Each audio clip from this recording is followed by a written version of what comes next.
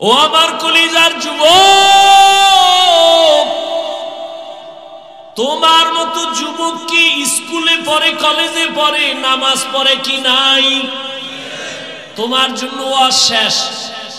বাসায় যাইয়া দরজা জানালা বন্ধ করে বাতিটা নিভাই দিবি, কেউ যেন টের না পায়। এবার নিজের পায়ের জুতোটা খুলে কপালে মারবি আর বলবি, তোর কপালে এত গজব কেন? তোর মতো যুবক জেনারেল লাইনে থাইকে যদি নামাজ পড়ে, র‍্যাব, আর্মি, পুলিশ, বিডিআরের চাকরি করে নামাজ পড়ে, ওসি, ডিসি, এসপি নামাজ পড়ে, ডাক্তার, প্রফেসর, ইঞ্জিনিয়ার নামাজ পড়ে, তোর মতো যুবক মাদ্রাসায় পড়ে নাই, রাস্তায় গাড়ি চালায়, নামাজ ছাড়ে না, তুই কেন পারো না? তোর কপালে কার অভিশাপ লাগছে? নিজের জুতা দিয়া নিজের কপালে মার। দরজা জানালা বন্ধ করে। আর কোনো ওয়াজের দরকার নাই। হুজুর হইতে বলি নাই, স্কুল সাইরা দে বলি নাই, তাবলিগে যা বলি নাই, কওমি মাদ্রাসায় যাও বলি নাই, পীরের মুরিদ হও বলি নাই। তোমার লাইনে থাইকা আল্লাহর মোহাব্বত, নবীর আদর্শ নিয়ে চলো। তোমার মতো যুবক রাস্তায় গাড়ি চালায়, নামাজ যদি পড়তে পারে, তোমার মতো যুবক ঢাকা বিশ্ববিদ্যালয়ে পড়ে, পাগড়িওয়ালা দাড়িওয়ালা যুবক নাই? তুমি কেন পারো না? তোমার জন্য আলাদা কোনো ওয়াজের দরকার নাই। এইটাই তুমি নিজের বিবেকের সাথে মশওয়ারা করো। তোমার মতো যুবক জেনারেল লাইনে থাইকা নদীর মধ্যে মাছ ধরে, নামাজ ছাড়ে না। ও বাবা, কৃষি কাজ করে, নামাজ ছাড়ে না। বলো তুমি কেন পারো না? এর থেকে আর আমার দ্বারে সহজ ওয়াজ আর নাই। আমি কি হুজুর হইতে বলছি? সহজ ওয়াজ তোমারটা দিয়ে তুমি বুঝো। তোমার মতো যুবকই তো জেনারেল লাইনে থেকে ব্যবসা করে, হালাল খায়, মিছা কথা কয় না। এরকম ব্যবসায়ী নাই? ও ব্যবসায়ী ভাই, তুমি কেন দোকানে সাইনবোর্ড লাগাইছো, বিক্রি করা মাল ফেরত নেওয়া হয় না? তুমি তো আসলে একটা ধোঁকাবাজ। তুমি যদি নবীর মহব্বতে ব্যবসা করো, তুমি তো লেখবা অবশ্যই বিক্রি করা মাল ফেরত নেওয়া হয়। এটা লেখো যদি জান্নাত পাইতে চাও। কেউ যদি মাল ফেরত দেয়, টাকা দিয়া দাও। নবী কয় কষ্ট পাইস না, ওই মালটা দান করার সওয়াব পেয়ে যাবি। কাস্টমারের কোনোদিন মিথ্যা কথা বলবি না, কাস্টমারের সাথে ধোঁকা দিবি না, 5 ওয়াক্ত নামাজ পড়বি। যদি এমন ব্যবসায়ী তুই করতে পারো, আমি মুহাম্মদ ওয়াদা করলাম জান্নাতে আমার সাথেই তুমি থাকবা। তাহলে ব্যবসা কইরা জান্নাত পাওয়ার রাস্তা আছে, রাজনীতি কইরা জান্নাত পাওয়ার রাস্তা আছে, চাকরি কইরা জান্নাত পাওয়ার রাস্তা আছে। তুমি কেন পারো না রে বাবা? আর কি বললে তুমি ফিরবা? আল্লাহর ভয়, তাকওয়ার মেডিসিন লাগাও। এই তাকওয়া তো মায়ের গর্ভ থেকে নিয়ে কেউ আসেন, এটা অর্জন করা লাগে। কোথায় পাইবা তাকওয়া? আল্লাহর ভয়। বলে আল্লাহর বিশেষ বান্দা আছে, তাদের সাথে লাইন লাগাও। তাদের নেক নজর যখন লাগবে, অন্তরে তাকওয়ার পাওয়ার বাড়তে থাকবে। আল্লাহওয়ালাদের নেক নজর লাগাও, না হয় আল্লাহর ভয় আসবে না। নগদ প্রমাণ দেই।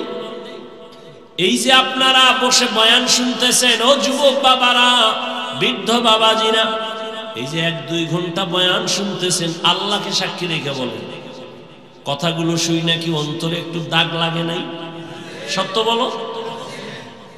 1-2 ঘন্টার বয়ানে যদি তোমার অন্তরে দাগ কাটে, তাহলে তুমি বছরকে বছর যদি আলেমের সামনে থাকো আর পরামর্শ নিয়ে চলো, তোমার দাগ কাটতে কাটতে তুমি এক সময় আল্লাহর ওলি হইয়া জান্নাতের চেহারাটা দেখে কবরে যাইবা।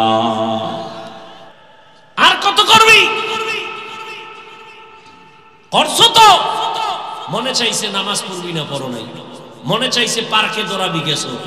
মনে চাইছে মেয়েদের নিয়ে সারা রাত আড্ডা করবি, করেছো। আর কত? তওবা করো এবার। তোমার মতো গুনার আকর্ষণ তো আমার মধ্যেও আছে। আমি তো একদিনও পারলাম না। আমি তো পার্কে ঢুকতে পারলাম না। আমি তো মাইয়া লইয়া আড্ডা দিতে পারলাম না। আমি তো মেয়েদের যাত্রার নাচ গান দেখতে পারলাম না। তোমার অন্তরে যেমন শখ আছে বা আকর্ষণ আছে, ওই গুনার আকর্ষণ তো আমারও আছে। তা আমি তো মোটেই পারলাম না, না পাইরা বরং তোমাকে বুঝাইতেছি, তুমি তো করেছো, সব মিটাইছো, এরপরে বুঝাইতেছি, তুমি এখনো ফিরবা না? হয়তো কোরআন ভুল ধরাইয়া দাও, নামাজ রোজা বাদ দেই, তোমার লাইনে চলে আসে, আর না হয় ফিরো। কয়দিন করোনায় কত যুবক চলে গেল, ডেঙ্গুতে কত যুবক চলে গেল, আর কত। তুমি সুস্থ মনে করছো অনেকদিন বাঁচবা, অসুস্থ রোগী এখনো আছে, সুস্থ মরে গেছে। কিসের বাহাদুর?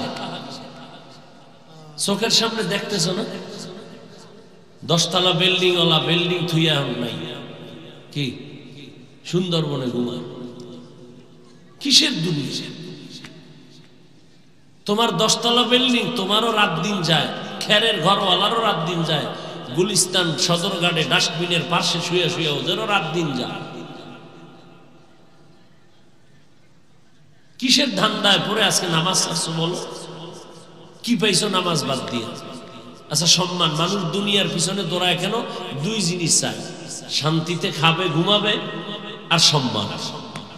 কই এই দুনিয়াদারের তো একটাও সম্মানে নাই, ফুলের মালার পরে জুতা কি? আর আমরা যারা আখেরাতের জন্য দৌড়াইছি, টুপি মাথায় দাড়ি রাখছি, নামাজ পড়ি, আমগো গালি দেয় মানুষ, এরপর সম্মান কি কমছে? সত্য কথা বলো, কমছে? কেউ দৌড়াইতেছে, কেউ পালাইতেছে, কেউ দুনিয়ার ঝামেলা আছে, মামলা মোকদ্দমায় আছে। হুজুরকে কোনো টেনশন আছে? চেয়ারম্যানের চেয়ারের মেয়াদ শেষ, আমগো চেয়ারের কোনো মেয়াদই নাই, শেষ কিসে আছে? কোনো মেয়াদ, কোনো টেনশন আছে? বরং আলেমদের সাথে বেয়াদবি করার কারণেই তো এই গজব লাগছে দেশে, যত গজব আলেমদের সাথে।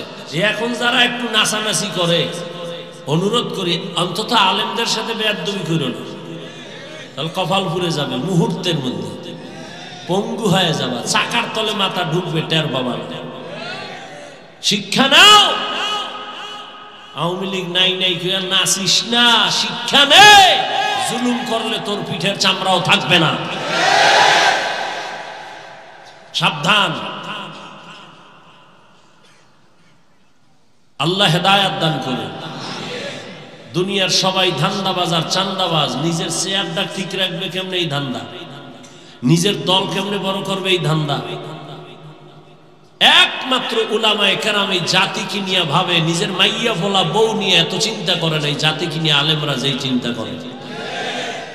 এই কারণে জীবন বাজি রেখা ছাত্রদের আন্দোলন নামছে না, ছাত্র উলামায়ে কেরাম নামে নাই, নামার পরে সফলতার চাঁদ উঠছে। ক্ষমতার জন্য নামছিল? উপদেশটা কারা হইছে? আলেমরা কইছে নাম, আমরা উঠবো বলে নাই, কিন্তু রেড সিগন্যাল দিয়া রাখছে, জুলুম করলে আবার আন্দোলন হবে। কি তুমি তো চিন্তা করো, আমার চাকরি গেল না থাকলো, আলেম ইমামতি আছে না নাই চিন্তা নাই, আমার ওয়াজ হোক না না হোক চিন্তা নাই। এই উম্মতের জন্য সব ফেদা, নিজের মাইয়া বলা ঘর বাড়ি সব বাদ দিয়ে আপনাদের পেছনে। শুধু কি আমি, সমস্ত তাবলীগওয়ালারা, পীর সাহেবরা, মসজিদের ইমামরা। দেখেন তো, একজন সরকারি বা বেসরকারি চাকরি করে না, ডিউটি কয় ঘন্টা করে? 8 ঘন্টা। বলেন বেতন কত? নিম্নের দেখুন 20,000, টেবিলের তরে আরো অনেক মুক্তা টুক্তা তো আছেই। আচ্ছা ইমাম সাহেব আপনাদের মসজিদে ডিউটি কয় ঘন্টা? হ্যাঁ, বেতন কত?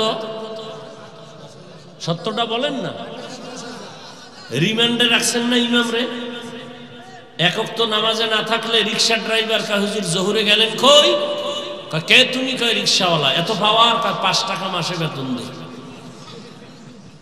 আপনারা তো হাসেন, আমি কলিজার কষ্ট নিয়ে বলতেছি যে এই বেয়াদবি কেন, এই বৈষম্য কেন? সরকারি বেসরকারি চাকরি করে 8 ঘন্টা 20,000 টাকা বেতন, আর 24 ঘন্টা রিমান্ডের মধ্যে একজন আলেমকে রাইখা বেতন দিবেন 10,000। সভাপতির বেতন কত দেয় মাসে? 100। সেক্রেটারি 50। মাস মাস নগদ, 6 মাস বাকি। কি ওই যে শিয়ালের হাতে মুরগি, মনে আছে তো? হ্যাঁ, শিয়ালের হাতে মুরগি। আল্লাহ হেদায়াত দান করে। এরপরে কত রেস্ট্রিকশন। ইমাম সাহেব আপনি আমগো নেতা, চাপাবাজি একটা দিয়ে দিন, তবে কোনো দল করা যাবে না, নিরপেক্ষ থাকতে হবে। আমার কলিজার যুবক, নতুন ভাবে দাঁড়াও। ইমাম যদি নিরপেক্ষ থাকতে হয়, কমিটির প্রত্যেকটা মানুষকে নিরপেক্ষ থাকতে হবে। কমিটির মানুষ যদি ধান্দাবাজি আর চান্দাবাজি রাজনীতি করে, ইমাম সাহেব কালকে থেকে মাইক নিয়ে ইসলামের রাজনীতি করবে। বাধা দিলেই আন্দোলন। কোন বেয়াদব যদি আলেমের সাথে বেয়াদবি করে, লিস্টি দাও। কি বেয়াদবি করে, কি বলে, রেকর্ড করে আমাদের দাও। আবার আমরা ওলামায়ে কেরাম আবার মাঠে নামবো। জুলুম করার সুযোগ কাউকে দেওয়া হবে না। আল্লাহ হেদায়াত দান করুন।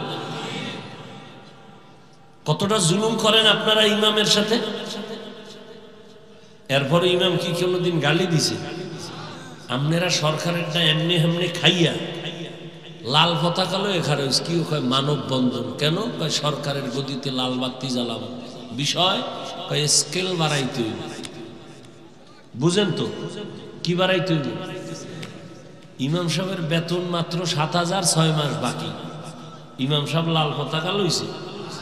জুমায় কোনোদিন কইছে এই বেতন বাড়াবি নাইলে আসর থেকে সূরাটা উল্টা হবে, কইছে ইমাম সাহেব।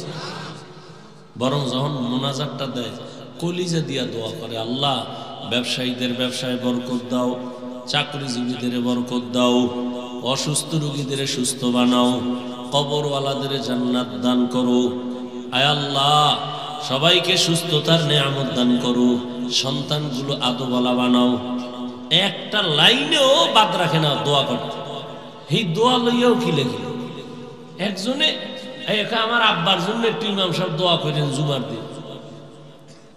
তো ইমাম সাহেবের মনে মনে নিয়ত করছে ১,০০০ টাকা দেবো আব্বার জন্য দোয়া হাদিয়া। ইমাম সাহেব দোয়ার ভিতরে আরো ৫ জনের নাম কইছে। এখন আর মোনাজাতের ভিতরেই মাথা গরম। আমার আব্বার দোয়া আরো ৫ জায়গায় ভাগ হয়ে গেছে। এরকম বেয়াদব আছে না নাই? ভিতরে ভিতরে রাগ হইয়া ১,০০০ টাকা বাদ দিয়ে ১০০ টাকা লইছে। লইয়া নামাজের পরে যখন যায়, ইমাম সাহেবের ১০০ টাকা দিয়া ধাক্কা দিয়ে নেন হুজুর, এরমই কইরেন। এরম বেয়াদব আছে না নাই? আর এক বেয়াদব, ইমাম সাহেব দোয়া করছে, আল্লাহ একজনে দোয়া চাইছে, তার মা নাকি অসুস্থ, আল্লাহ তুমি মাফ করো, তার আব্বা নাকি অসুস্থ, সুস্থ করো। হে মোনাজাতের ভিতরে রাগ হয়ে গেছে, আব্বার নাম কইল না, এই হুজুরের নাম কইল না কেন? আল্লাহ তো আমার আব্বার নাম জানে না। কি এরকম মূর্খ আছে না? কি কয় জানেননি? হুজুরের নাম কইল না কেন? এই নামে তো কেরানীগঞ্জ ছাড়া ওই শ্রীনগরও লোক আছে আব্দুর রহমান নামে। তো দোয়া যদি এই রহমানে চলে যায়, তা আমার আব্বার রহমানের উপায় কি? এরকম মূর্খ বেয়াদব আছে না নাই? দেন না কোরবানির সময় আকাম গরুটারে হওয়াইয়া বিশাল এক ফর্দ, ৭ জনার মায়ের নাম, বাপের নাম, ১৪ গোষ্ঠী এক জায়গায়, গেরাম ওয়ার্ড নাম্বার। কি এত কেন? কয় যে এই নামে সারা বাংলাদেশের বহু জায়গায় মানুষ আছে, আছে না? তাহলে এই এলাকার নাম কইবেন, আব্বার নাম, হের আব্বার নামও কইবেন না, কইলে দোয়া ওই বটুয়া খেলি গেলে দাদা আমার কোরবানি বরবাদ। এরম মূর্খ আছে না নাই? ওই শিয়ালের হাতে মুরগি। আল্লাহ হেদায়াত দান করে। রাগ করতেছেন আপনি, করলেও কি? আমি তো আপনার ক্ষতির জন্য বলিনি। আমি আপনাকে জান্নাতে নিতে চাই, আমি আপনাকে জাহান্নাম থেকে বাঁচাতে চাই। আর কি মাকসাদ? তো জবান মনে আছে তো? জবানের হেফাজত। এই একই জিব্বা দিয়া একটা অপরিচিত মাইয়ারে ধইরা ২ জনের সামনে কয় তুই আমার স্ত্রী, আমি কবুল করি। তুই কি কথা? আমিও কবুল। জিব্বার এক কথায় কি হয়ে গেল? জীবন সঙ্গিনী হয়ে গেল। ঠিক এই জিহ্বা দিয়ে ওই মাইয়ারে ফট করে বলেন তালাক পেয়ে গেলাম, চাকরি কি শেষ। একই জিহ্বা। বিচারপতি চেয়ারে বসে এই জিহ্বা নাড়াইয়া ডান দিকে তাকায় ফাঁসির আসামিকে বলে তুমি বেকসুর খালাস। ফুলের মালা নিয়ে বাড়িতে রওনা হয়ে যায়। আবার এই বিচারপতি এই জিহ্বা নাড়াইয়া নিরপরাধের যদি কয় পুলিশ হ্যান্ডকাপ লাগাও, ফাঁসির আসামি হয়ে যায়। একই জিহ্বার আওয়াজ, একই জিহ্বা। আমার এই জিহ্বার দ্বারা প্রমাণ করে আমি ভালো না খারাপ। এই জিহ্বাটারে কন্ট্রোল করা বড় কঠিন। আমার আগে চলে জিহ্বা। কি ঘুমায় রয়েছি জিহ্বা চালু? কি ঘুমে অনেকে কথা কয় না? একজনে এমন নাকে টান দিছে ঘুমের ভিতরে, আর একজনে কানের উপরে একটা থাপ্পড় লাগে। ও তো টের পায় না। আরে গালি উঠে ডাইনে পাবে, গালিগুলি দিয়ে হইয়া পড়ছে। পরে ও তো উঠটা খুব রাগ, আমার গালি দিল। তোর কথা নাই, গালি দিছ? নাউজুবিল্লাহ, কি গালি?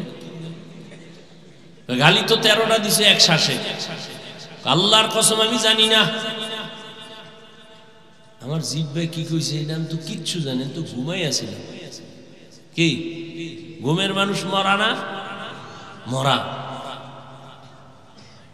দোয়াই তো বলি আল্লাহুম্মা বিসমিকা, ও আল্লাহ তোমার নামে মরতেছি, তোমার নামে মরিয়া যাইতেছি। আমুতু, তুমি যদি না উঠাও আর উঠার কোনো কায়দা নাই। তো জিহ্বা আমার অ্যাডভান্স আগে চলে। এটারে কেমনে কন্ট্রোল করি? হাত অন্যায় করে এটারে বাইদা দিলে আর অন্যায় করতে পারে না। পা অন্যায় করলে বেঁধে দাও। এ পাঠান ছিলেননি? পাঠান মুরব্বীরা পাঠান শুনেন নাই? পাঠান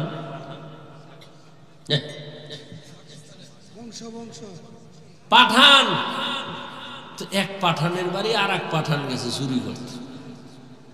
চোরারে ধইরা পাও দুইটারে বাইন্দা খুলির লগে আটকেছে। আটকে গেছে থানায়। ও সিসাব, আমার বাড়ি চোর ঢুকছে, বাইন্দা থুয়েছি। কেমনে বাঁধছে? পাও দুইটা খুলির লগে বাঁধছে। হাত বাঁধছেন? কয় না। কথায় হাত দিয়ে সুদায় যদি যায়। ও এটাও তো একটা কথা। কয় ওসি সাহেব টেনশন নাই, আমিও পাঠান ও পাঠান। আমার মাথায় যেহেতু এটা আয় নাই, ওর মাথায় আইতো না। ওসি আয় ঠিক এই বলদ এরম বইয়ে গেছে। এর হাত রশি খুলে নেই। পা অন্যায় করে বেঁধে দাও, হাত অন্যায় করে বেঁধে দাও, অন্যায় করবে না। কান অন্যায় কথা শুনে পট্টি লাগায় দাও, আর অন্যায় কথা কানে আসবে না। চোখ তোমার অন্যায় করে, কালো পর্দা লাগাও, নেকাব লাগাও, কালো চশমা লাগাও, আর বেগানা দেখবে না, অন্যায় দেখবে না।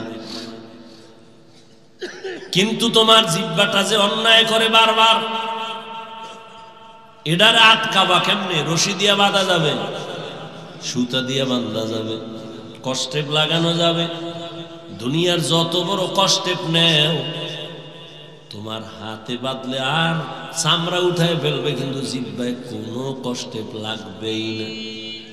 এটা এমন একটা আল্লাহর কুদরত। 24 ঘন্টা জিহ্বার সাথে আল্লাহ পাক মোবিল লাগাই দিছে, লালা দিয়া রাখছেন। ও বান্দা, শুধু লালাটা তোমার কলিজাটারে ঠান্ডা রাখে। এরে বান্দা,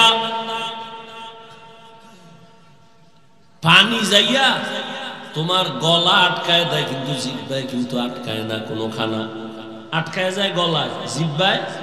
জিহ্বায় আমার ডিউটি ঠিক আছে, আমি ধাক্কা দিয়ে ভিতরে দিয়ে দিছি, ধ্যান গিয়ে আটকে গেলে দোষ কি আমার? জিহ্বার মধ্যে এমন লালা অল টাইম। এই লালা কিন্তু ঔষধ। আপনার চেহারায় যুবকেরা কইলে মানুষ না করো আকাম, হারাটা রাত মোবাইল লইয়া কেমনে শুনবি? সারা রাত আকাম করতে করতে মোবাইলে চেহারাটারে পেতনি বানায় লাইছে। কার্টুন দেখতে দেখতে নিজে এখন কার্টুন হয়ে গেছে। চেহারার মধ্যে কোনো নূর নেই, আলো নাই, মায়া নাই। অথচ 40 বছর পর্যন্ত চেহারা উজ্জ্বল থাকবে, আর তোমার 25 বছরে চেহারা শেষ।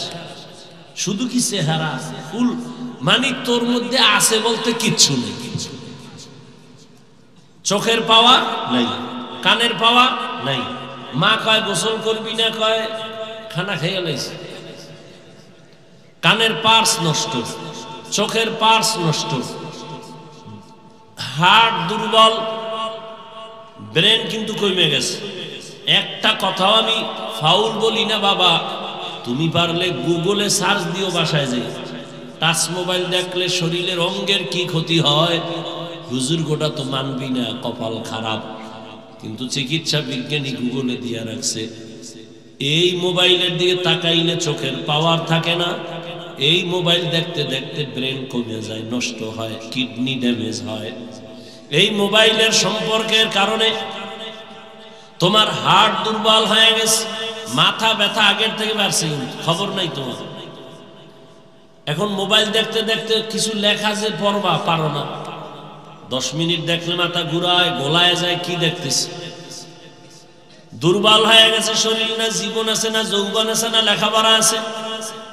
এই একটা মোবাইল কেন্দ্র কইরা মায়ের সাথে কত বেয়াদবি করছে এই যুবক।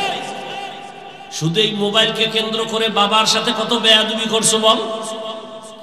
এই মোবাইলকে কেন্দ্র কইরা শিক্ষকের সাথে বেয়াদবি করেছো, এই মোবাইলকে কেন্দ্র কইরা কত আলেমের সাথে বেয়াদবি করেছো, এই মোবাইল কেন্দ্র কইরা কত টাকা বাবার চুরি করছো, মোবাইল কেন্দ্র কইরা কত মায়ের টাকা চুরি করেছো। এই মোবাইল তোর জীবনটা নষ্ট করে দিয়েছে। মাত্র 30 বছর, যদি আরো 60 বছর হায়াত হয়, আরো 30 বছর যে বাঁচবি লাভ না, কারণ তোর অঙ্গ প্রত্যঙ্গ ধ্বংস। বাকি 30 বছর যদি বাঁচো, বিছানায় পইরা থাকতে হবে, কারণ হাত থাকবে পাওয়ার থাকবে না, চোখ থাকবে পাওয়ার থাকবে না, পাঁচ নষ্ট, মেয়াদ শেষ। যে মেয়াদ আল্লাহ দিছিল, তুই গাদ্দারি কইরা মেয়াদ শেষ করে ফেলাইছো মোবাইল দেখে। আল্লাহ আমাকে হেফাজত করে। তোমার হেফাজত লাগলে তুমি কও, কারণ অন্যের জন্য দোয়া করলেও মামলা হয়, এই জন্য দোয়া দেয় বাদ দিয়ে দিছে। বুঝেন না কথা? তোমার যদি হেফাজতের দরকার হয় দোয়া করো, হেদায়েতের দরকার হলে তোমারটা তুমি করো। আমি আমারটা বললাম, আল্লাহ মোবাইলের গুনাহ থেকে হেফাজত করেন। এই মোবাইলের কারণে আমার মা বাবা দুইজনের মাঝখানে দেওয়াল হয়ে গেছে মোবাইল, ঠিক নি? সন্তানের মাঝে, বাবা মায়ের মাঝে মাঝখানে দেওয়াল কি বলো? শিক্ষকের মাঝে, ছাত্রের মাঝে দেওয়াল মোবাইল। আহ, কত সংসার যে নষ্ট হয়েছে মোবাইল। মানকে সিফা আটকে গেছে মিস কল ভাইয়া, এখন হুজুর গো ফতুয়া খুঁজে 2 বিয়া তো যায়, ও যে সিফায় আটকাইছে এটা আর কয় না। একটা বাবা যদি চিন্তা করতো আমি আর একটা বিয়া কইরা আমার সন্তানগুলো কার দিকে তাকাবে, আমি বাবা মইরা গেলে সন্তানের একটা নিঃশ্বাস আসবে। ওই যে রাজশাহীর একটা মাইয়া, ফেসবুকের গোলামেরা দেখো নাই, রাজশাহীর একটা মেয়ে লাইভে আসছে আধা ঘন্টা। আমাকে একজনে শুনাইছেন, আধা ঘন্টা লাইভ দিয়া কয়, ও বাবা আমি মইরা যাইতেছি, কারণ আমি স্বামীর ঘরে আসার পরে আমার স্বামী আমাকে মানসিক বারবার টর্চার করে। তোর বাপের চরিত্র খারাপ না হইলে 2 বিয়ে করছে কেন? বারবার এই কথা শুনতে ভাল লাগে না, আমারে বারবার টর্চার করে। ওই বাপের মাইয়া তো তুই, তোর চরিত্র আর কেমন হবে? আমি আর একটা বিয়া করব, তোর বাপে করছে সমস্যা নেই, আমি করলে সমস্যা কেন? আহ, বাবাই চিন্তা করে না যে আমার মাইয়াটা স্বামীর ঘরে গেলে টর্চার করবে। মেয়ে বলে বাবা আর কত কষ্ট সহ্য করব, মরে গেলাম, মরে গেলাম আমি, মরছি কিনার খবর পাইনি। আধা ঘন্টা লাইভ দিছে রাজশাহীর একটা মেয়ে। একটা বাবা যদি শুধু সন্তানের চিন্তা করত, তাহলে এই আকাম ঘটাইতো না। আহ, আল্লাহ আপনি হেদায়েত দান করেন। এই মোবাইল জীবন শেষ, যৌবন শেষ, পরিবার শেষ, সব ধ্বংস হয়ে গেল। জবানের হেফাজত করি ওরে মুমিন। হাত হেফাজত করা সহজ, কান হেফাজত করা সহজ, চোখ হেফাজত করা সহজ। জিহ্বা নামের অস্ত্রটারে কেমনে তুমি আটকায় দিবা? কষ্টে লাগানো যাবে না, ছাইরে দিন। তা উঠেন কেন? এই কোন ব্যারাম আপনাদের? ঘুমে ধরছে? এখান থেকে বেরোইলেই গুনাহ শুরু। এই যে দেখেন কি সুন্দর একটা পরিবেশ, বেহেশতের বাগান, এরপর এত সুন্দর মাহফিল হওয়ার পরেও কিছু নিমক হারাম, কপাল পোড়া এই বেহেশতের প্যান্ডেলে নাই। এরা মহিলা প্যান্ডেল ঘুরে তফ করে মহিলা প্যান্ডেল, দোকানে ঘুরে আর আড্ডা দেয়, আর তাজা তাজা কবিরা গুনাহ করে। এই ওয়াজের উপলক্ষে মার্কেট কেন? ওয়াজের উপলক্ষে বেলুনের দোকান কেন? খেলনার দোকান কেন? এখানে 2-4 ঘন্টা মানুষ বয়ান শুনে বাসায় যাবে, মার্কেট তো এমনি আছে সেখানে যাবে। ওয়াজের উপলক্ষে কেন মার্কেট? আবার এমন দোকান কেন হবে যেখানে যুবকও ঢুকবে, যুবতীরাও ঢুকবে? এটা কবিরা গুনাহ না? তো দেখেন ওয়াজের উপলক্ষে এখানে বেহেশতের বাগান আর পার্শ্বে জাহান্নামের বাজার। কি ওখানে কবিরা গুনাহ হয় না? এই দায়ভার কারা নেবে? ও আল্লাহর বান্দা একটু ভাবো। বেলুন কিনছে, বেলুন ওয়াজের সময় মোনাজাতের পরে কান্দে লয়ে যাইতেছে, এক হাতে বেলুন আর এক হাতে প্লাস্টিকের একটা বিশাল পাঙ্গাস মাছ। বউ কয় কি? ও কয় মোনাজাত এটা কবুল করে লইছি। কত বড় বেহায়া বেলাজা যে ওয়াজে এসে বেলুন কিনে বাসায় যায়। কত বড় ইতর নিকৃষ্ট অন্তরওয়ালা একটা মাছ কিনছে প্লাস্টিকের, ওয়াজেতে যাওয়ার সময় এগুলো নিয়ে যায়। কত বড় বেলাজা, বেহায়া। আর হেদায়াত কি হবে?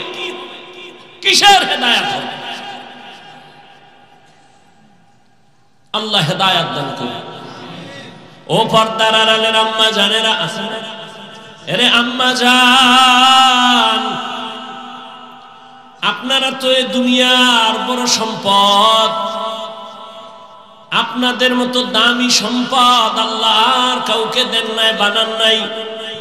দুনিয়াতে যত নবী আসছে সব নবীদের মা আপনারা। যত সাহাবায়ে কেরাম সব সাহাবাদের মায়ের মতো মা আপনারা।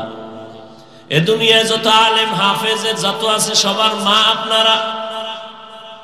এ দুনিয়ায় দামি দামি কবি সাহিত্যিক সব দামি দামি সন্তানের মা আপনারা। আপনারা তো আয়েশা রাদিয়াল্লাহু আনহার মতো নারী, ফাতেমা রাদিয়াল্লাহু আনহার মতো নারী, খাদিজা রাদিয়াল্লাহু আনহার মতো নারী। আরে আম্মা জান, বাদশাহ হারুন রশিদের স্ত্রীর নাম জানেননি? জুবায়দা খাতুন। এই আম্মা জানেরা, আপনারা তো ওই জুবায়দার মতো নারী। গোটা পৃথিবীর ইতিহাসের পৃষ্ঠায় স্বর্ণাক্ষরে গোটা রাষ্ট্রপতি, রাষ্ট্রনায়ক বাদশাহ হারুন রশিদ একদিকে রাষ্ট্র চালায়, অন্যদিকে বড় একজন আল্লাহর ওলি বুজুর্গ। তার স্ত্রী জুবায়দা খাতুন কোরআনে হাফেজা। এই জুবায়দা খাতুনের কাজের মহিলা 100। কয়শো? প্রত্যেকটা মহিলা কোরআনে হাফেজা। জুবায়দা খাতুন কয়, আমি ভাগ কইরা দেই আমার ঘর থেকে যেন পুরা 24 ঘন্টা কোরআনের তেলাওয়াত শোনা যায়। এক মহিলারে কয়, এই তুমি 1 ঘন্টা তেলাওয়াত কইরা কাজে নামো। আর একজনের কয়ের পরে তুমি তেলাওয়াত করো।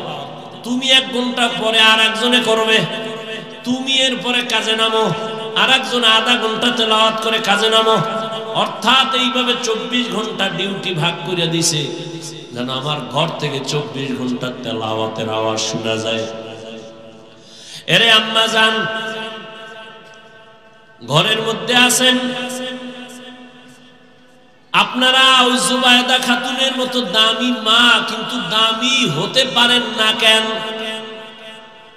দুনিয়ার বড় দুশমন ফেরাউন। ওই ফেরাউনের ঘরের স্ত্রীর নাম কি? ওই এত বড় বেঈমানের ঘরে থাইকা আসিয়া জান্নাতি হয়ে গেল। রহমতের নবী বলেন, আসিয়ার সাথে জান্নাতে আমার বিবাহ হবে। ও আম্মা জানেরা, আপনার স্বামী তো ফেরাউনের মতো খারাপ না।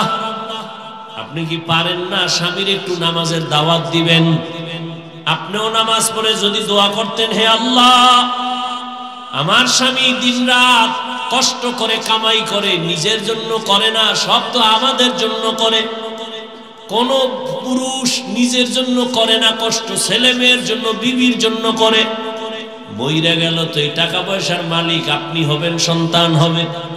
স্বামী বেচারা তো 3টা সাদা কাপড় দিয়ে পাঠায় দিবেন কবরে। ওই স্বামীটারে বুঝাইতে আর আপনি নামাজ পড়ে দোয়া করতেন। আর স্বামীর মাল নষ্ট করবেন না, কারণ স্বামীর মাল নাই, মাল আপনার। স্বামী মইরা গেলে সব আপনার থাকবে। অতএব স্বামীর সম্পদ নষ্ট করা মানে আপনারটা আপনি নিজেই নষ্ট করলেন। হারাম পথে টাকা পয়সা কামাই করলে বরকত হয় না, ঠিক ওই হারাম রাস্তায় টাকা খরচ করলেও বরকত থাকে না। ওই টাকায় বরকত নাই, অভাব ঘর থেকে যায় না, অভাব লাগেই থাকে, রোগ লেগেই থাকে, একের পর এক অসুস্থ। আপনি অসুস্থ না হয় সন্তান অসুস্থ। এরে আম্মা জান, আপনি 5 ওয়াক্ত নামাজ পড়েন, স্বামীর মাল হেফাজত করেন, মোবাইলে চরিত্র বিক্রি করবেন না। আপনার মতো মা কি পর্দাওয়ালা নামাজি নাই? নাই? এই এলাকায় খুঁজেন, আপনার মতো কত মা, কত বোন মোবাইলে চরিত্র নষ্ট করে না, নামাজ ছাড়ে না, বেপরদায় চলে না, স্বামীর মাল নষ্ট করে না। আম্মা জান, আপনি কেন পারবেন না?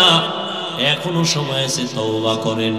ও আমার কলিজার যুবক বাবারা, আমি এতক্ষণ তোমাদের যে কথাগুলো বললাম, আমি এই কথা কিন্তু বলি না স্কুলে তালা মার, আমগো মতো হুজুর হা, পাগড়ি লাগা, তসবি লাগা, আমার মতো কওমি মাদ্রাসায় আসো, আমার মতো তাবলিগে সময় লাগাও, পীরের কাছে যাও, না হয় ধ্বংস।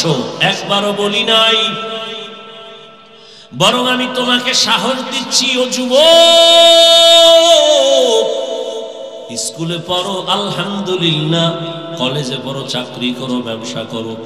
আমি দোয়া করি তুমি একজন ডাক্তার হও, একজন ইঞ্জিনিয়ার হও, প্রফেসর হও, ব্যবসায়ী হও, চাকরিজীবী হও। তবে একটাই দাবি, বেয়াদব হইও না রে বাবা। তোমার ব্যবহারে কোনোদিন যেন মা বাবা কষ্ট না পায়, তোমার আচরণে কখনোই যেন আলেম কষ্ট না পায়, তোমার আচরণে কখনো যেন তোমার শিক্ষক কষ্ট না পায়। কারণ লেখাপড়া যতই করো, মা বাবার দোয়া ছাড়া আগাইতে পারবা না। শিক্ষকের দোয়া না থাকলে জীবন সফল হবে না, আলেমের দোয়া না থাকলে আগাইতে পারবা না রে বাবা। কামাই করবা 50 বছর লাগাইয়া, 1 ঘন্টায় আগুন লেগে সব ধ্বংস হয়ে যাবে, জীবন বৃথা হয়ে যাবে। অতএব মা বাবার দোয়া নিয়ে চলো, শিক্ষকের দোয়া নাও, উলামায়ে কেরামের দোয়া নাও। তাদের বরদোয়া নিলে কপাল পুড়ে যাবে। বরদোয়া নিয়ে ডাক্তার হইল তাসলিমার মতো জুতা খাইয়া পালানো লাগবে। অতএব বেয়াদবি কইরা ডাক্তার হইয়া কোনো লাভ নাই। আদর্শবান ডাক্তার হও, আদর্শবান ইঞ্জিনিয়ার হও, আদর্শবান প্রফেসর হও। জবানকে কন্ট্রোল করো। কেমনে করবা?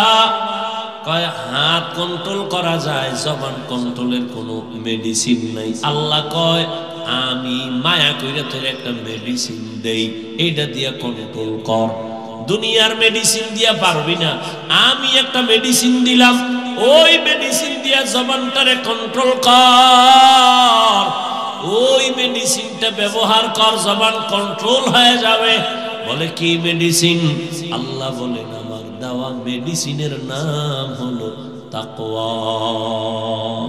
हर के दारत खौफे हकदार दिल मदर जन्नतुल मअवा देहत उरा मकाम جزبه حق چیز مخاز انسو جا فضل او عامست در جملا جہا কষ্ট হইতেছে আপনাদের রাগ করছেন অনেক এরকম বাংলা ওয়াজ ওয়াজ না ওয়াশ ওয়াশ আই ওয়াশ হ্যাঁ কেন করছি আপনার সাথে আমার বহুদিনের দ্বন্দ্ব আছে না ও আমার কলিজার যুবক তোমার মতো যুবক কি স্কুলে পড়ে কলেজে পড়ে নামাজ পড়ে কি নাই তোমার জন্য ওয়াজ শেষ বাসায় যাইয়া দরজা জানালা বন্ধ করে বাতিটা নিভাইয়া দিবি কেউ যেন টের না পায় এবার নিজের পায়ের জুতাটা খুলে কপালে মারবি আর বলবি তোর কপালে এত গজব কেন তোর মতো যুবক জেনারেল লাইনে থাইকে যদি নামাজ পড়ে র‍্যাব আর্মি পুলিশ বিডিআরের চাকরি করে নামাজ পড়ে ওসি ডিসি এসপি নামাজ পড়ে ডাক্তার প্রফেসর ইঞ্জিনিয়ার নামাজ পড়ে তোর মতো যুবক মাদ্রাসায় পড়ে নাই রাস্তায় গাড়ি চালায় নামাজ ছাড়ে না তুই কেন পারো না তোর কপালে কার অভিশাপ লাগছে নিজের জুতা দিয়া নিজের কপালে মার দরজা জানালা বন্ধ করে আর কোনো ওয়াজের দরকার নাই হুজুর হইতে বলি নাই স্কুল ছাইরা দে বলি নাই তাবলীগে যা বলি নাই কওমি মাদ্রাসায় যাও বলি নাই পীরের মুরিদ হও বলি নাই তোমার লাইনে থাইকা আল্লাহর মোহাব্বত নবীর আদর্শ নিয়ে চলো তোমার মতো যুবক রাস্তায় গাড়ি চালায় নামাজ যদি পড়তে পারে তোমার মতো যুবক ঢাকা বিশ্ববিদ্যালয়ে পড়ে পাগড়িওয়ালা দাড়িওয়ালা যুবক নাই তুমি কেন পারো না তোমার জন্য আলাদা কোনো ওয়াজের দরকার নাই এইটাই তুমি নিজের বিবেকের সাথে মশওয়ারা করো তোমার মতো যুবক জেনারেল লাইনে থাইকা নদীর মধ্যে মাছ ধরে নামাজ ছাড়ে না ও বাবা কৃষি কাজ করে নামাজ ছাড়ে না বলো তুমি কেন পারো না এর থেকে আর আমার দ্বারে সহজ ওয়াজ আর নাই আমি কি হুজুর হইতে বলছি সহজ ওয়াজ তোমারটা দিয়ে তুমি বুঝো তোমার মতো যুবকই তো জেনারেল লাইনে থেকে ব্যবসা করে হালাল খায় মিছা কথা কয় না এরকম ব্যবসায়ী নাই ও ব্যবসায়ী ভাই তুমি কেন দোকানে সাইনবোর্ড লাগাইছো বিক্রি করা মাল ফেরত নেওয়া হয় না তুমি তো আসলে একটা ধোঁকাবাজ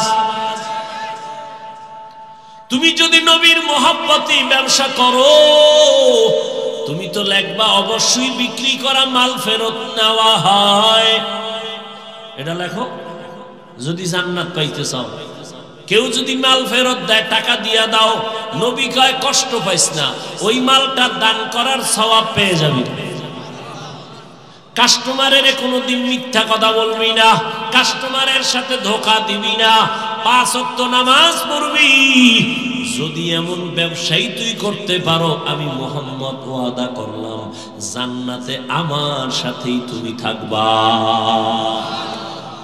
তাহলে ব্যবসা কইরা জান্নাত পাওয়ার রাস্তা আছে রাজনীতি কইরা জান্নাত পাওয়ার রাস্তা আছে চাকরি কইরা জান্নাত পাওয়ার রাস্তা আছে তুমি কেন পারো না রে বাবা আর কি বললে তুমি ফিরবা আল্লাহর ভয় তাকওয়ার মেডিসিন লাগাও এই তাকওয়া তো মায়ের গর্ভ থেকে নিয়ে কেউ আসেন এটা অর্জন করা লাগে কোথায় পাইবা তাকওয়া আল্লাহর ভয় বলে আল্লাহর বিশেষ বান্দা আছে তাদের সাথে লাইন লাগাও তাদের নেক নজর যখন লাগবে অন্তরে তাকওয়ার পাওয়ার বাড়তে থাকবে আল্লাহওয়ালাদের নেক নজর লাগাও না হয় আল্লাহর ভয় আসবে না নগদ প্রমাণ দেই এই যে আপনারা বসে বয়ান শুনতেছেন ও যুবক বাবারা বৃদ্ধ বাবাজিরা এই যে 1-2 ঘন্টা বয়ান শুনতেছেন আল্লাহকে সাক্ষী রেখে বলেন কথাগুলো শুই নাকি অন্তরে একটু দাগ লাগে নাই সত্য বলো 1-2 ঘন্টার বয়ানে যদি তোমার অন্তরে দাগ কাটে তাহলে তুমি বছরকে বছর যদি আলেমের সামনে থাকো আর পরামর্শ নিয়ে চলো তোমার দাগ কাটতে কাটতে তুমি এক সময় আল্লাহর ওলি হইয়া জান্নাতের চেহারাটা দেখে কবরে যাইবা সোহবতে সালে তো صالح کنات صحبت طالع تو رات لکنات میل مومن سوء مومن می شود میل কাফের سوء কাফের می شود আল্লাহ ওয়ালাদের নেক নজর লাগাও গুনার ভয় অন্তরে চলে আসবে গুনাহ ছাড়াটা সহজ হয়ে যাবে পেছনে যদি কোনো গাইড না থাকে তাহলে চলতে পারে না এই আপনাদের এলাকায় কুকুর আছে না একটা কুকুরের কোনো দাম নাই কিন্তু যেই কুকুরের গলায় মালিকের শিকল লাগানো ওই কুকুরের দাম কারণ ওই কুকুর নিজে স্বাধীন মতো চলতে পারে না মালিক যেইভাবে চালায় ওইভাবে চলতে হয় ও আল্লাহর বান্দারা নদীর মধ্যে মাছ অনেক আছে দাম নাই জালের মধ্যে যেই মাছটা আটকা পড়ছে ওই দাম মাছের দাম বেড়ে যায় ও বাবা জঙ্গলে হাজারো প্রাণী আছে মূল্য নাই চিড়িয়াখানার খাঁচায় যেই প্রাণীটা আটকায় গেছে ওটার মূল্যটা দেখতে টাকা লাগে ও বাবা ভালো করে বুঝো মানুষের তো অভাব নাই এ মানুষের দাম নাই যেই মানুষটা কালেমার রশি গলায় লাগাইয়া আল্লাহর এক খাঁটি ওলির পরামর্শ নিয়ে চলবে দিন দিন তার সম্মান শুধু বাড়তেই থাকবে গুনাহ ছাড়বে নেক করবে মানুষের কাছে তার সম্মান বাড়বে বলবে ছেলেটা স্কুলে পড়লে কি হবে 5 ওয়াক্ত নামাজ পড়ে সালাম ছাড়া কথা কয় না চোখ তুলে কথা বলে না বারবার নরম ভাষায় কথা বলে আলেমরাও দোয়া করে ইমাম সাহেব দোয়া করে এলাকার মুরব্বীরাও দোয়া করে ছেলেটা স্কুলে পড়লে কি হবে ব্যবহার অনেক ভালো কি ঠিক নেই এটাই তোমার জন্য বড় দোয়া তুমি যদি মুরব্বী দেখলে বিড়িটা আরো জোরে টানো কি এরকম বেয়াদব নাই ওই আগুন যে মুখে লাগাইছো ওই আগুনে তোর জীবন ধ্বংস করে ফেলবে রে বাবা ও আমার কলিজার যুবক এবার একটু বাস্তবে ফলাফলটা বের করি আমরা নবীর আদর্শ মানার কারণে কত নিচে আছি বলো তুমি নবীর আদর্শ না মানার কারণে কত উপরে উঠছো বলো তুমি সার্টিফিকেট না থাকলে খাবা কি চাকরি না থাকলে খাবা কি টেনশন মায়েরও টেনশন বাবারও টেনশন আমগো সার্টিফিকেট নাই চাকরিও নাই অথচ আমগো মতো ভালো কেউ খায় না আরামেও কেউ ঘুমায় না আছে আমগো মতো শান্তিতে কেউ আছে এটা বুঝাবার জন্য বলছি অহংকার আপনিও যেন নবীর আদর্শ নিয়ে চলেন ওলামায়ে কেরামের মতো শান্তিতে কেউ আছে বলেন কেউ নাই সম্মানেও নাই ভিন্ন কোনো শান্তিতেও নাই মাইয়া ভোলা নিয়ে আছে বাবায় কষ্টে কোনো স্বামী আছে বউ নিয়ে কষ্টে কোনো বউ আছে স্বামী নিয়ে একটা না একটা ভেজালে আছে ওলামায়ে কেরাম নবীর আদর্শ মানার কারণে না সম্মান গেল না তার আরামের জীবন গেল নবীর আদর্শ ছাড়া শান্তির কোনো পথ নাই অতএব তওবা করো আর নামাজ ছাড়বা না দাড়ি কাটবা না বেপরদায় চলবা না মা বাবার সাথে বেয়াদবি করবা না শিক্ষকের সাথে বেয়াদবি করে বরদোয়া নিবা না উলামায়ে কেরাম থেকে বরদোয়া নিবা না আজ থেকেই তওবা করে নিবা মনেরে বুঝাইয়া আল্লাহকে বলো মনে মনে আমারে শোনার লাগবে না মনে মনে আল্লাহর কাছে বলো মনে মনে তওবার নিয়তে হে মালিক জীবনে তো কম নামাজ সারি নাই কম বেপরদায় চলি নাই কম দাড়ি কাটি নাই ও আল্লাহ সব শেষে হিসাব মিলায়া দেখলাম তুমি যদি রিজিক না দাও কেউ আমারে দেবে না তুমি তো সম্মানের মালিক তুমি তো হায়াতের মালিক আজকে থেকে তওবা করতে চাই মরিয়া গেলে যাব আর দাড়ি কাটবো না নামাজ ছাড়বো না বেপরদায় চলবো না মা বাবার সাথে বেয়াদবি করবো না ওলামায়ে কেরামের দোয়া নিয়া শিক্ষকের দোয়া পরামর্শ নিয়া নবীর তরিকা মেনে চলবো অন্তর যদি তৈরি হয় মুনাফিকি যদি না থাকে খাঁটি তওবার নিয়ত যাদের আছে দুটো হাত আমার আল্লাহকে দেখায় দাও আয় আল্লাহ হাতগুলো কবুল করে নেন তওবা কবুল করে নেন তওবার উপরে মজবুত হইয়া চলার মতো তৌফিক আমাদের দান করেন আমিন।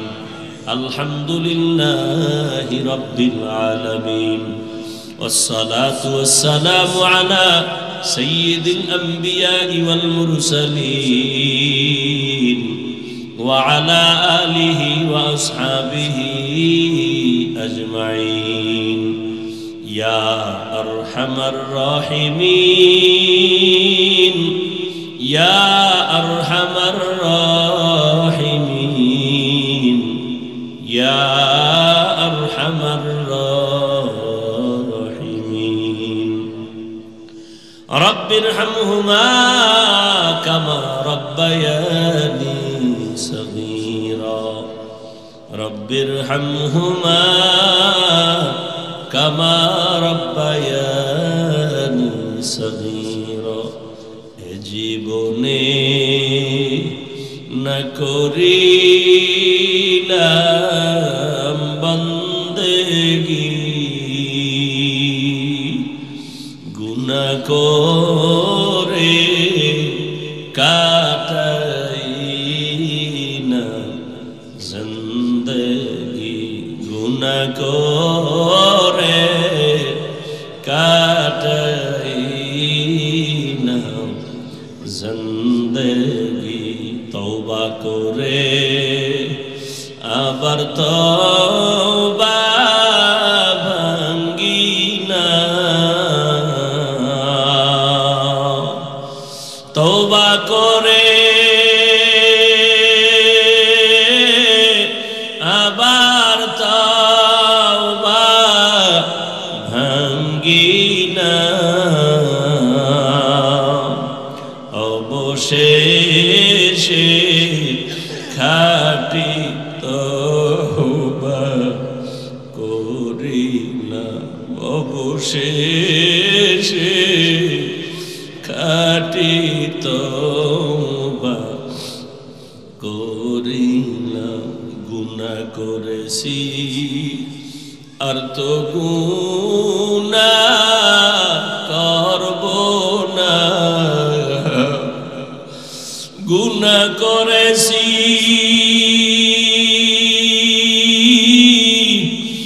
আর তো গুনাহ করব না দয়া করে মাফ করে দে রব্বানা দয়া করে মাফ করে দে রব্বানা ও আল্লাহ কুদরতের নজর দিয়ে দেখেন এই গভীর রাত মানুষের বাড়ির দরজাগুলো বন্ধ আপনার রহমতের দরজা তো খোলা আয় আল্লাহ এই বান্দাগুলো তো ভালো বিছনা নিয়েও বসে নাই ও আল্লাহ এই ঠান্ডার ভিতরে ঘুমের চিন্তা বাদ দিয়া দোকানওয়ালা দোকান বন্ধ করিয়া ও আল্লাহ এত দুর্বল বিছানায় পড়ছে এরা কেউ টাকা চায় না বাড়ি চায় না জাহান্নাম থেকে মুক্তি চায় জীবনে গুনাহ করিয়া জীবনটারে নাপাক করে ফেলেছে গুনার কারণে দিলটা পাথর চোখে পানিও নাই গুনাহের কারণে আমার হাত না পাক আমার চোখ না পাক আমার জিহ্বা না পাক আমার অন্তর না পাক ও আল্লাহ জাহান্নাম ছাড়া উপায় নাই আমরা তওবার নিয়তে আপনার দরজায় হাজির কুদরতের নজর দিয়ে দেখেন কত উলামায়ে কেরামরা হাজির কত মুরব্বীরা হাজির কত ব্যবসায়ীরা চাকরিজীবীরা হাজির আমার কলিজার কত যুবক কত ছাত্র ভাই পর্দার আড়ালের মা বোনেরা হাজির, গুনার কারণে বেজার হইয়া খালি ফিরাইয়া দিয়েন না রে আল্লাহ। শত অন্যায় করি একটা সন্তান যখন মা কইয়া ডাক দেয় চোখের পানি ছেড়ে দেয়, মা কোলে না নিয়া পারে না, মা তারে ক্ষমা না করে পারে না, বাবায় ক্ষমা না করে পারে না। শত অন্যায় করে চোখের পানি ছাড়ি একটা ছাত্র যখন ডাক দিয়া বলে ওস্তাদ জি আমারে মাফ করে দেন, এমন কোন শিক্ষক নাই তারে ক্ষমা করে না।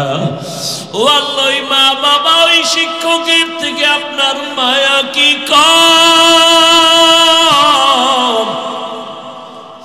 আমরা গুনাহ থেকে তওবা করে হাত তুলেছি, আর নামাজ ছাড়ব না রে মালিক, আর দাড়ি কাটবো না, আর বেপরদায় চলবো না, মা বাবার সাথে আর বেয়াদবি করব না, আর কোনদিন আমার শিক্ষকের সাথে বেয়াদবি করব না। ওলামায়ে কেরামের দোয়া নিয়ে নবীর আদর্শ মেনে চলবো। ও আল্লাহ, আমাদের তওবা কবুল করে নেন। আয় আল্লাহ, গুনাহের প্রতি ঘৃণা জমায়া দেন, জান্নাতি বানাইয়া দেন। আয় আল্লাহ, মাহফিল কবুল করে নেন, আয়োজনকারী সহযোগিতাকারীদের কবুল করে নেন।